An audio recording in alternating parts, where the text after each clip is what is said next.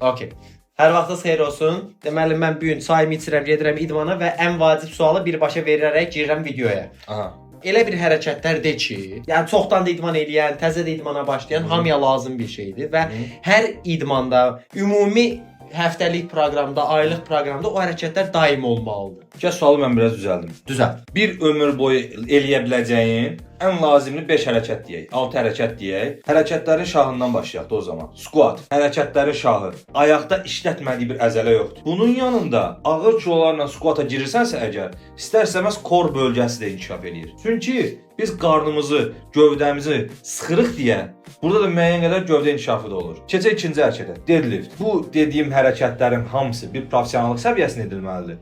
Ancaq yüngül çəkilərlə mütləq şəkildə başlayıb özünüzü professionallaşdırmağı da özünüz öyrənməlisiniz. İndi saydıq da 1 squat, 2 deadlift. 2 deadlift. Deadlift niyə? Deadlift ona görə ki, ayağınızın arxa hissəsini, glüt hissəsini, kalf hissəsini, plus kürəyiniz üçün, ön qol üçün lazımlı olan ən gözəl hərəkətlərdən biridir. Dözümlülük hərəkətidir. 100%. Boksyorsan, futbolçusan, şahmat oynayırsan, televizora baxırsan fərqi yoxdur. Çay içirsən fərqi yoxdur. Fərqi yoxdur. Deadlift, squat eləməlisən. Ayaqdan sonra qalxır yuxarı kora. Kor nədir? Bədənimizin stabilizasiyanı saxlayan onurğa ətrafı və bədənimizin ön, sağ, sol opşi belə desək gövdə hissəsi. Press, bel. Oblik, adonis buralara falan girmirəm. Plank.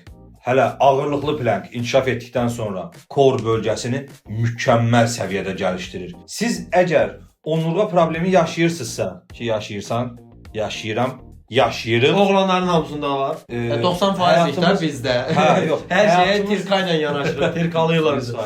Həyatımız elə bir yerə gətirib çıxır ki, istərsəniz rahatçılığı öyrəşmişik deyə onurğamızda problemlər yaranır. Bu problemin qabaqcadan qarşısını almaq istəyirsinizsə, artıq probleminiz var.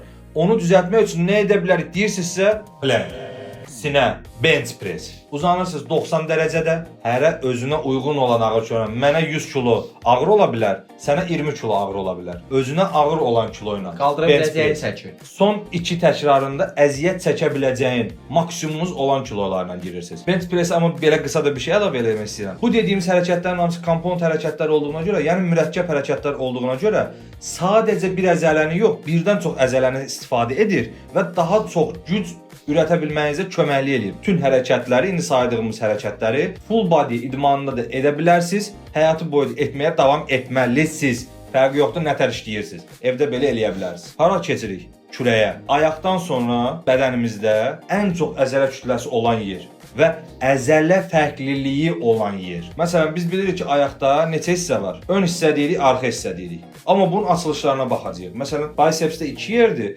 triceps 3 yerdir, quadriceps ona görə deyilir ki, 4 yerdir. Ayağımızda bu 4 yerdən əlavə məsələn hamstring var, nəm aşağıya düşürsən kalf var, kalfın özü də bölünür, amma heç bir kürəyə çatmır. Kürəkdə 5-dən 6-dan artıq əzələ var. Bayaqlarım dedik birini elə bil, deadlift. Biraz da odaqlanmaq istəyirik, şönlü kürək olmalıdır. Bunun üçün nə eləməliyik? Pull-up, chin-up eləmək. Pull-up, chin-up nədir? Dədə baba, çəkinmək. Turnik. Turnik. Yəni siz bu hərəkətləri edərək bir ömür boyu inkişaf edə bilərsiniz. 25-30 dəfə çəkinə bilirəm, artıq bu mənə inkişaf edəcək. O zaman belinə ağırlıq bağla. Bu sənin inkişafını dayandırmayacaq. Həmişə progressive overload davam etməlidir. Biraz da sürətləndirəm, qalxırıq çiyinə. Mən çiyin üçün, yəni bir hərəkət deyə bilmərəm. Yəni çiyində bizi böyük göstərən, proporsiyonu doğru şəkildə göstərən middle deltoid, yəni çiyinin orta hissəsidir. Bunu da ən gözəl nə ilə işlədirik Kərim? Lateral raise, dədə baba. Həm old school hərəkətdir, həm güvənilir, həm də üzərində ən çox araşdırma aparılan hərəkətlərdən biridir.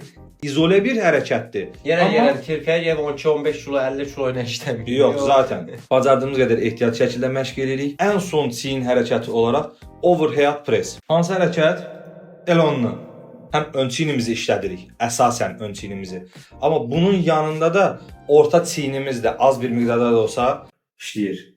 Bu 8 dənə hərəkəti həftədə 3 dəfə eləməsəniz də, həftədə 2 dəfə layiqincə eləsəniz, daimi olaraq inkişaf eləməyə davam edəcəksiniz. İstəyərdim bir məlumat da verim sizə. Ramazan çəkilişimiz başlayıb. Allahın izni ilə videoları paylaşmışıq. Qoşulmaq üçün şərtlər bəllidir. Tamamilə ödənişsizdir. Ramazan bayramını sizə dəstək ola bilməyimiz üçün, sizin də bizə dəstək ola bilməyiniz üçün ən gözəl bir vaxt olaraq fikirləşmişik. Buna görə də çəkiliş eləyirik. Allahın izni ilə qoşulun. Bundan bir öncəki videodur. Instagramda, TikTokda zaten sabitlənmiş videodur. Oradan şərtlərə baxıb qoşula bilərsiniz. Daim birlikdə, daim güclü. Allahın izni ilə. Mən getmədim.